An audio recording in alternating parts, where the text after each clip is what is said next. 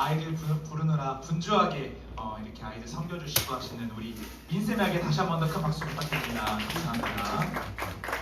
네, 오늘 다니엘 1장 8절에서 13절 말씀인데요. 제가 여러분이 한번 우리 교독한 뒤에 우리 13절 말씀은 한 목소리로 함께 합독하도록 하겠습니다. 네, 말씀 보여주시고요. 제가 먼저 읽겠습니다. 다니엘은 왕이 준 음식과 포도주로 자신을 더럽히지 않기로 다짐했습니다. 그래서 환관장에게 자신을 더럽히지 않게 해달라고 간청하였습니다.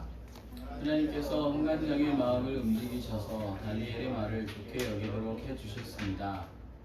환관장이 다니엘에게 말했습니다. 그렇지만 나는 나의 상전이 두렵다. 왕께서 너희가 먹고 마실 것을 정해주셨는데 너희가 이 음식을 먹지 않아 너희 얼굴이 너희 또래의 다른 젊은이들보다 못하게 보인다면 이 때문에 내 목숨은 왕 앞에서 위험하게 될 것이다. 다니엘은 환관장의 기례와 하나냐와 아사랴를 지키라고 감독관에게 말하였어요. 우리를 10일 동안 시험해 보십시오. 우리는 채소와 물만 먹겠습니다. 감독관께서는 10일 뒤에 우리의 얼굴과 왕의 음식을 먹는 다른 젊은이들의 얼굴을 비교하여 보시고 당신들의 종인 우리를 마음대로 하십시오. 감독관이 그 말대로 10일 동안 시험해 보았습니다. 다 함께 10일이 지났을 때 그들의 얼굴빛은 왕의 음식을 먹는 다른 젊은이들의 얼굴빛보다 더 좋고 건강해 보였습니다. 아멘. 자, 핸드폰 넣어주시고요. 자, 우리 한번 제목 한번 읽어보도록 하겠습니다. 시작. 저항을 통해 하나님을 알리다. 자, 한 번 더 시작. 저항을 통해 하나님을 알리다. 저항을 통해 하나님을 알리다 라는 제목으로 말씀 나누기 앞서서 우리 지난 주일부터 화요일 날까지 어떤 날인지 혹시 아는 사람 있을까요? 주일, 월화 어떤 날이었어요? 수련회였죠? 수련회의 주제는 하나님을 무엇으로 인정하다? 왕으로 인정하다. 하나님을 왕으로 인정했던 사람들의 사진을 한번 우리 보도록 하겠습니다. 영상 보고 우리 계속하도록 하겠습니다. PC 소리 켜주시고요. 네, 영상 보겠습니다. 소리 좀만 더 켜주세요.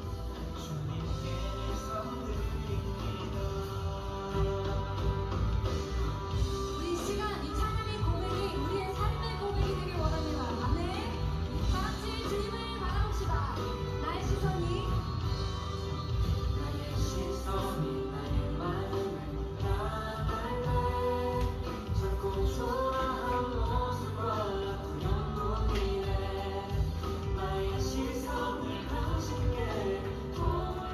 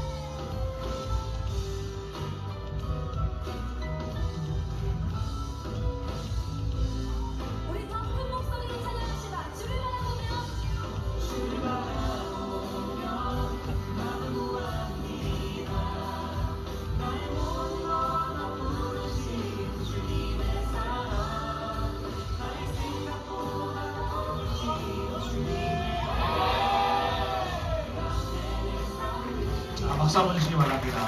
네, 감사합니다. 왕으로 하나님을 왕으로 인정하는 저 여러분 잊지 않고 또 한 주도 승리했으면 좋겠습니다. 아멘. 수련회가 단순히 2박 3일 이 수련회를 통해서 그냥 사라지는 것이 아니라 정말 그곳에서 배웠던 우리 나눔, 그런 감정, 감동들 계속해서 하나님 지켜주옵소서, 성령님 도와주옵소서 기도하며 나아가는 청소년부 되기를 소망합니다. 수련회 주제는 다시 한 번 더 말하면 하나님을 무엇으로 인정하다? 왕으로 인정하다. 오늘의 말씀은 하나님을 왕으로 인정했던 한 사람의 이야기를 좀 나눠보고자 합니다. 다니엘이라는 사람인데요. 오늘부터 우리 9월달은 하나님을 왕으로 인정했던 이 다니엘의 일생에 대해서 한 달 동안 조금 나눠보고자 합니다. 따라해 봅시다. 다니엘이라는 사람이 있었습니다. 이 사람에 대해서 설명하기 앞서서 여러분 A라는 국가와 B라는 국가가 전쟁이 일어났어요. 근데 A라는 국가가 이겼고 B라는 국가가 졌습니다. A라는 국가가 이 B라는 국가를 흡수하기 위해서 나의 식민지화하기 위해서 해야 할 것은 여러 가지 정책들이 있다고 합니다. 단순히 전쟁에서 이겼다고 이 진 나라가 이긴 나라에 나라가 흡수되어서 죄송합니다. 내가 이제부터 당신을 왕으로 섬기겠습니다. 이렇게 국가가 형성되지 않는다고 해요. 수십 년 동안 이 정책과 수십 년 동안 이런 교육을 통해서 이 B라는 국가가 점점 A라는 국가화 된다는 거죠. 여러분 우리 한번 일제강점기를 한번 생각해 보시기 소망합니다. 우리가 일본의 식민 지배 아래 있을 때 일본은 우리나라를 조선 땅을 자신의 것으로 만들기 위해서 여러 가지 정책을 펼쳤는데 그 정책 크게 세 가지를 좀 나눠보고자 합니다. 첫 번째 정책입니다. 한번 봐주시겠습니까? 우리 1번 한번 같이 읽어볼게요. 시작. 다시 한 번 더 시작. 왕을 섬겨라. 신사참배. 이 무슨 말이냐면 일본의 첫 왕, 하늘의 왕, 이 세상의 왕인 일본의 왕을 섬겨라. 조선의 왕이 왕이 아니라 일본의 왕이 왕이다. 조선의 신이 아니라 일본의 신이 진짜다. 우리들의 왕을 섬겨라. 이게 일본이 우리에게 했던 첫 번째 정책이었고요. 두 번째 우리 한번 읽어보겠습니다. 준비 시작. 교육 문화를 세뇌시켰다고 해요. 황국신민서사라는 이 말이 있어요. 무엇이냐면 나는 일본의 시민입니다. 나는 일본의 시민으로서 충성을 다해 이 일본을 섬기며 살아가겠습니다. 를 매일매일 외쳤다고 합니다. 반복해서 외쳤고요. 또한 교육, 우리나라 교육이 아닌 일본 교육을 받았고요. 우리나라 언어가 아닌 일본어를 이야기했었다고 합니다. 그렇게 조금씩 일본화 시켰던 거죠. 세 번째입니다. 세 번째 함께 읽어주십시오. 시작. 창씨개명. 이름을 바꾼다는 거죠. 김마태가 아니라 다른 이름으로 이완용이라는 매국노 있죠. 창씨개명했어요. 이토완이라고 합니다. 이렇게 이름을 바꿈으로써 일본의 왕을 섬기게 함으로써 교육과 문화를 통제함으로써 점점 일본의 식민지화 만들었다는 거죠. 너의 조상들의 뿌리로부터 그것을 완전히 벗겨내어서 새로운 우리들의 문화를 그 사람에게 입혔다. 왕을 섬겨라. 교육과 문화를 세뇌하며 창씨를 계명함으로써 계속 시간이 지나고 주의식하고 가스라이팅하면서 B라는 국가는 점점 A라는 국가화 됩니다. 단순히 전쟁에서 승리해서 B가 A 국가가 되는 것이 아니라 이러한 정책 가운데에서 점점 변화된다는 거죠. 이것을 왜 이야기하냐? 오늘의 말씀의 배경이었던 다니엘이 지냈던 그 상황이 바로 우리와 우리 일제강점기와 매우 유사하기 때문입니다. 오늘의 말씀은요, 바벨론이라는 나라의 이스라엘 나라가 통치당하고 정복당하는 배경 속에서 기록되었습니다. 우리 한번 말씀 한번 읽어보도록 하겠습니다. 자, 고개 들어주시고 제가 여러분이 한번 3절 말씀은 한 목소리로 함께 읽도록 하겠습니다. 제가 먼저 봉독합니다. 유다왕 여호야김이 왕이 된 지 3년째 되는 해에 바벨로니아 왕 느부갓네살이 군대를 이끌고 예루살렘에 쳐들어와 성을 포위했습니다. 왕 여호야김을 느부갓네살 왕에게 포로로 넘기셨습니다. 그래서 그는 하나님의 성전 기구들 가운데 일부를 가져다가 바벨론에 있는 자기 신전의 보물 창고에 두었습니다. 느부갓네살 왕이 아스 브나스 환관장에게 명령하여 포로로 잡혀온 이스라엘의 왕족과 귀족의 아들들 중에서 몇 명을 왕궁으로 데려오게 했습니다. 아멘. 아멘. 저 노란색 글씨 한 번만 읽어주실까요? 함께 읽겠습니다. 시작. 이스라엘 왕족과 귀족의 아들들 중에서 몇 명을 왕궁으로 데려오게 했습니다. 아멘. 지금 어떤 배경이냐면 이스라엘이 망했어요. 다윗과 솔로몬 때에 황금기를 누렸던 그 하나님의 나라가 망했습니다. 왜 망했느냐? 이스라엘 사람들의 마음 가운데 교만함이 있었기 때문이죠. 우리가 이렇게 승승장구하고 황금기를 겪을 수 있는 것은 여호와 하나님이 아니라 바로 나 때문이야. 바로 너 때문이야. 우리 덕분이야 라는 마음으로 하나님을 저버리고 하나님을 믿지 않고 하나님께 기도하지 않고 하나님께 의지하지 않고 당신의 도움 따위는 필요 없습니다. 우리들의 힘으로 할 수 있습니다 라는 교만에서 하나님을 외면합니다. 하나님으로부터 멀어지니 하나님의 울타리에서 벗어나니 그들은 멸망할 수밖에 망할 수밖에 없다라는 거죠.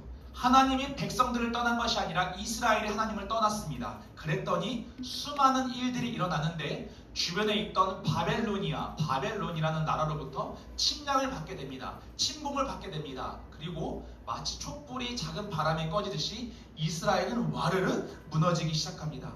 많은 사람들이 바벨론의 포로가 되어서 포로로 잡혀갑니다. 그리고 포로로 온 사람들에게 바벨론은 세 가지 정책을 행합니다. 첫 번째, 하나님의 왕이 아닌 바벨론의 마르둑 신이 왕이다. 두 번째, 갈대아 사람과 갈대아인들이 가르쳤던 바벨론의 교육과 문화를 그 사람에게 계속해서 훈련시킵니다. 계속해서 세뇌시킨다는 거죠. 세 번째, 성을 바꿔버립니다. 이름을 바꿔버립니다. 우리 한번 말씀 읽어보도록 하겠습니다. 4절에서 5절 말씀입니다.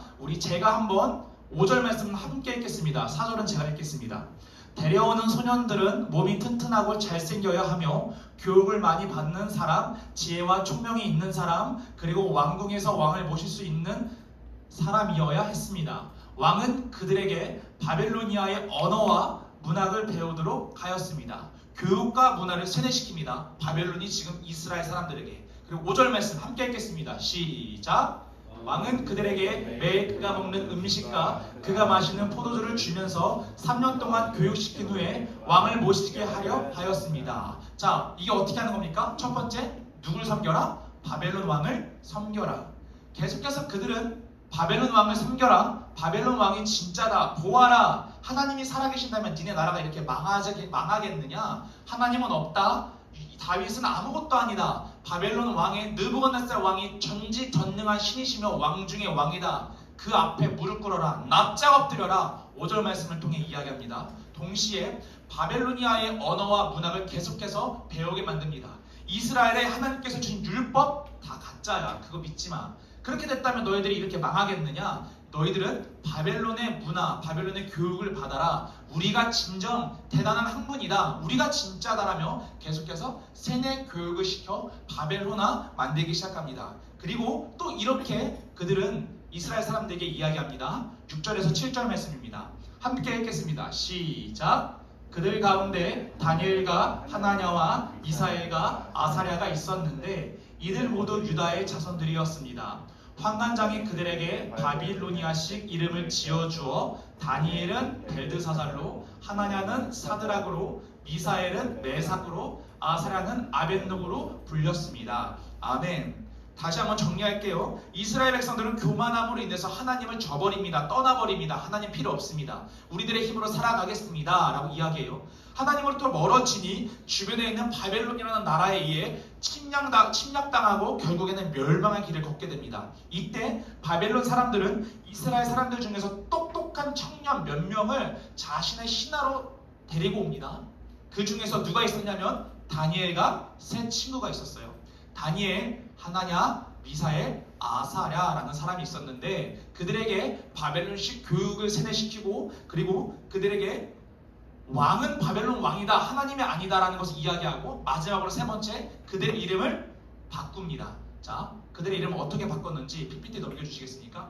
자, 다니엘은요, 하나님은 나의 심판자다 라는 이름인데 벨드사살, 마르둑 신이 생명을 보호할 것이다로 바꿔요. 그들의 정체성을 완전히 바꿔버리는 거죠. 하나냐는 여호와는 은혜로우시다 라는데 사드락으로 바꿔요. 달의 신을 경배하는 자라는 이름으로 바꿉니다. 미사엘, 누가 감히 하나님과 같으냐라는 이름이었는데 메삭, 포도주의 여신에게 몸을 바친 자라는 이름으로 바꿔요. 아사랴, 여호와께서 도우셨다라는 이름에서 아벳느고, 바벨론의 신의 아들의 종이다 라는 이름으로 바꾼다라는 거죠. 그들의 정체성을, 그들의 조상들의 뿌리를 완전히 제거시키려고 했습니다. 그리고 이들의 정책에 많은 사람들이 넘어갑니다. 많은 사람들이 바벨론 왕을 섬기고 바벨론의 교육을 받습니다. 바벨론의 문화에 빠져서 하나님을 점점 잊어버리는데, 이러한 상황에서 다니엘이라는 오직 하나님만이 왕이십니다 라는 자가 나와서 이렇게 선포합니다. 우리 말씀 한번 읽어보겠습니다. 오늘의 핵심 말씀이에요. 자, 고개 들고 8절 말씀 함께 읽겠습니다. 시작. 만일 왕이 주식과 포도주로 자신을 더럽히지 않기로 다짐했습니다. 그래서 환관장에게 자신을 더럽히지 않게 해달라고 간청하였습니다. 아멘. 다니엘은 결심합니다. 무엇을 결심합니까? 어떤 것을 결심해요? 왕의 음식을 먹는다, 먹지 않는다? 먹지 않는다. 왕의 음식은 나는 먹지 않겠습니다. 왕이 주는 나는 것, 포도주를 나는 마시지 않겠습니다. 나는 10일 동안 갑자기 다이어트를 하는 것도 아니고 나는 채식과 물만 마시겠습니다. 그리고 바벨론의 왕 느부갓네살 왕의 신하 10일 후에 우리 한번 겨루어 봅시다. 왕의 음식을 먹은 자들과 왕의 음식을 먹지 않는 우리가 과연 둘 중에서 누가 더 얼굴에서 빛이 나는지, 누가 더 선한 영향력을 갖추고 있는지, 누가 더 밝은 얼굴을 갖고 있는지 우리 한번 겨루어 봅시다 라고 다니엘은요 저항합니다. 그리고 10일 후에 하나님의 도우심으로 하나님께서 이들의 얼굴을, 다니엘과 세 친구의 얼굴을 더욱더 밝게 만지시고 결국에는 그 제국의 대왕이었던 느부갓네살 왕이 하나님의 살아계심을 있구나, 하나님이라는 분이 있구나 인정하게 된다는 거죠. 여러분, 다니엘의 저항에 대해서 저는 묵상을 하다가 빅터 프랭클이라는 죽음의 수용소라는 책이 기억이 났습니다. 독일군이 유대인들을 학살하죠. 홀로코스터 학살하는데 이 빅터 프랭클도 유대인이었어요. 정신과 의사였어요. 그가 죽어가는 유대인들을 보면서 연구하기 시작합니다. 그런데 한 가지 공통점이 있습니다. 죽어가는 자들, 목숨을 쉽게 잃어가는 자들의 공통점은 저항하지 않는다 였다라는 거죠. 나치 군인에게 저항하지 않고 포기하는 사람들, 섣불리 포기하고 그들의 공격에도 아무런 대꾸, 아무런 반응조차 하는 유대인들은 그렇지 않은 사람들보다 더욱더 쉽게 죽었다, 쉽게 죽임을 당했다, 얼마 버티지 못했다라는 사실을 발견합니다. 여러분, 이스라엘 이미 끝났어요. 이미 망했어요. 이미 다 무너졌습니다. 바벨론에 의해서 완전히 정복됐습니다.